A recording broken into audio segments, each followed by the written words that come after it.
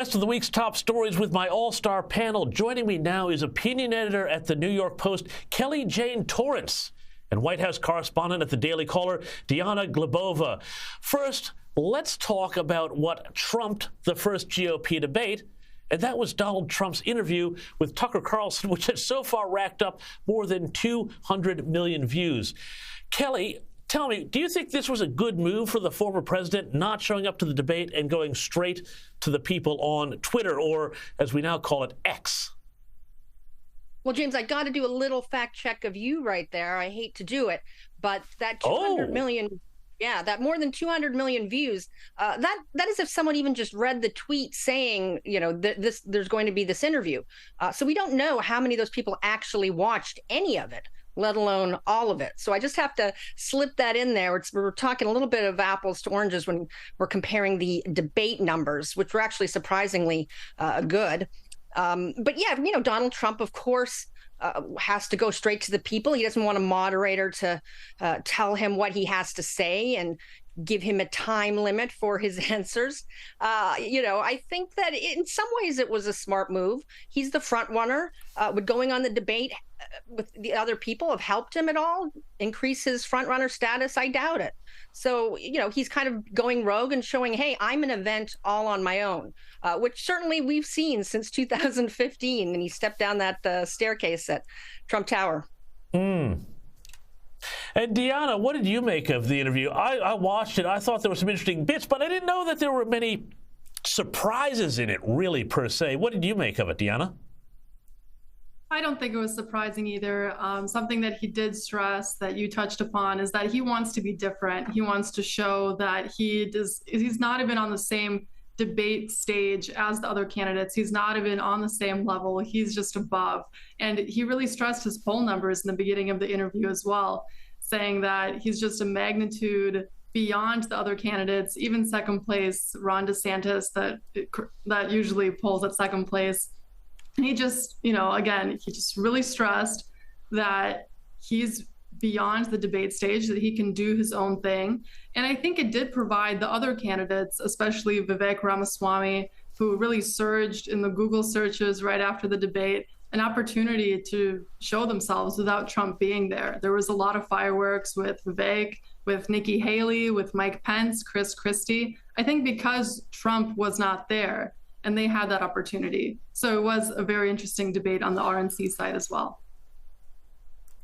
Yeah, and I want to get to that debate because it was pretty interesting. It was pretty fiery. The crowd was really fired up, too. Let's have a little listen to this clash here between Vivek Ramaswamy and Chris Christie.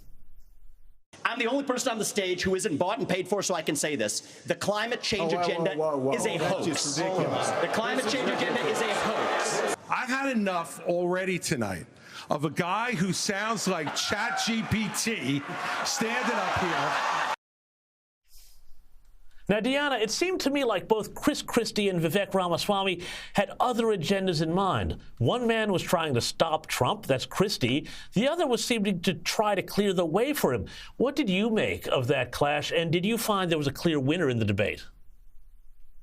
I think if you look at that exchange and the other tense exchanges on the debate stage, again, there were fireworks. People were coming in with personal attacks, and not all the candidates were doing that. As you can see in that clip, Vivek was very confident in all of his exchanges and all of his speeches. He was very confident in raising his hand when the moderators posed the question, who raise your hand if you would still support Donald Trump if he was indicted.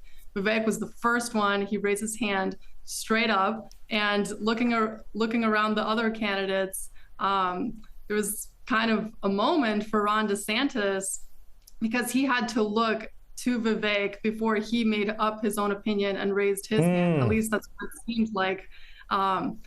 So I think for Vivek, for Chris Christie, for Nikki Haley, and for Mike Pence that were very confident on the stage, I think that they really delivered here and really showed that that they're not afraid to really say their opinions and go after the other candidates. And Kelly, I want to ask you about this one here, because Vivek tried to make foreign policy a big issue in the debate, and he questioned America's support for Ukraine. Have a look at this. Mr. Ramaswamy, you would not support an increase of funding to Ukraine? I would not. And I think that this is disastrous, that we are protecting against an invasion across somebody else's border when we should use those same military resources to prevent across the invasion of our own southern border here in the United States of America. Kelly Jane Torrance, I want to ask you about this because you've spent time recently in Ukraine. Do you think there is a market for this sort of isolationism in the GOP, or is he totally pulling the wrong rein here? It's a good question, James. And unfortunately, there are some people in the Republican Party who feel the way he does, but I don't think they are the majority at all. And I certainly got a sense in the debate room that the people in that room also were not on his team in terms of Ukraine aid. Yeah, I was just there last month and, saw in action what U.S. aid and aid from, other countries all over the world is doing. And come on, the United States can walk and chew gum at the same time. Don't tell me that if President Biden wasn't sending, and Congress, of course, sending money to Ukraine, that suddenly President Biden would close the southern border and we'd have a solution to the migrant crisis. That's just not true. And he knows it. That's not why the border is not closed. It's not because we're sending aid to Ukraine. It's ridiculous. And I have to say, I've worked with Vivek and I like him quite a bit, but on foreign policy, I really disagree with him. And I think he may be a bit out of his depth here. And I think Nikki Haley kind of showed that when she had her clashes with him on Ukraine. But, it's dangerous. It's the Republican Party used to sort of understand what America's place in the world is and should be. And we're seeing, a few candidates on that stage. Ron DeSantis a little bit wimpy on Ukraine as well, who don't. And so certainly it's not something I would like to see encouraged in the party going forward. So it's something to keep an eye on as the campaign progresses.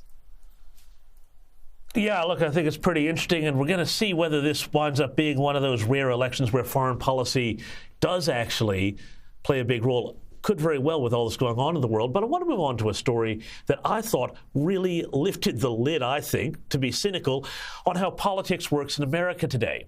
Elon Musk has revealed that his company SpaceX is being sued by the U.S. government. Why? Because he was too zealous in enforcing immigration laws and not hiring enough refugees. Now, Diana Glebova, is this the deep state having a whack at Elon for what he has done to Twitter? Or, X? I don't know.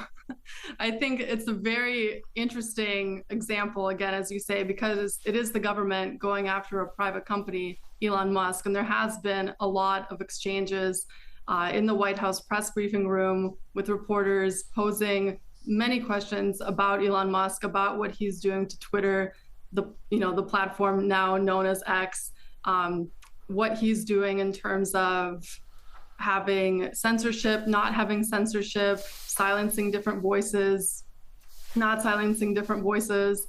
I think it's not clear if this is a retaliation. I wouldn't say that to that extent, but we'll see what happens here.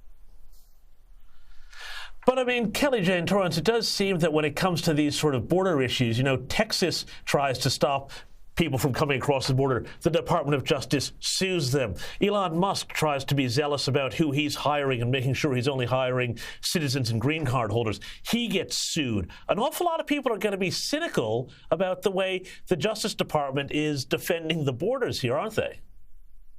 Well, that's a great point, James. And, we had on the cover of the New York Post this week that in Arizona, Border Patrol has actually welded open some gates so people can just walk right in. It's incredible. And, when our reporters asked them about it, they told them, no, try this agency, that agency. And then finally, after many, many calls, they finally admitted, Border Patrol admitted, yeah, it's us. We did it. We welded those doors open. So, it's clear what this administration stands for, and that's open borders. And it's just incredible that they're actually suing states like Texas for doing the job that Border Patrol and the other federal agencies themselves won't do. And of course, here in New York, we've got a huge migrant crisis. And just today, Governor Kathy Hochul called on Biden to expedite work permits for migrants. There are still people in America who don't have jobs. The unemployment rate, of course, is not zero.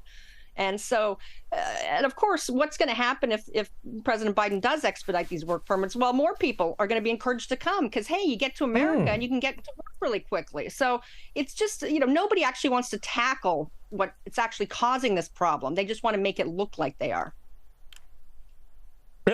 Isn't that just the way government always seems to work, Kelly Jane? But, one more thing finally, talking about government and how great governments deal with things. Here's a bizarre story out of Chicago. Democrat Mayor Brandon Johnson, he promised a pizza party, pizza for all the city's school kids when they came in for the first day of school. And they thought, hey, free, hot, wonderful, yummy pizza. Well, check this out. Instead, these poor kids were handed frozen pizzas, which they then, I presume, had to carry around all day. And, I mean, boy, that would have been a lot of fun. Kelly J. Torres, what are these kids going to do all day with a frozen pizza? I felt horrible about these poor kids being dudded like this. You could tell by the look on some of their faces that they were pretty disappointed themselves. It's incredible. I mean, what would classrooms have smelled like at the end of the day when you had all these pizzas that had been sitting out all day? Obviously, they weren't frozen by the time school was over. It's just, who is, the number of people that it takes to get something like this happening. Not one thought, wait, maybe we should ask the mayor, are you sure you want to give kids frozen pizza and not pizza they can eat immediately? You can't call it a pizza party when there's no pizza to be eaten. And it was billed, James, as a pizza party. Well, that's right. It absolutely was. These poor kids, I want to buy them all a slice. Kelly Jane Torrance, Deanna Glebova, thank you so much for your time tonight on the U.S. Report.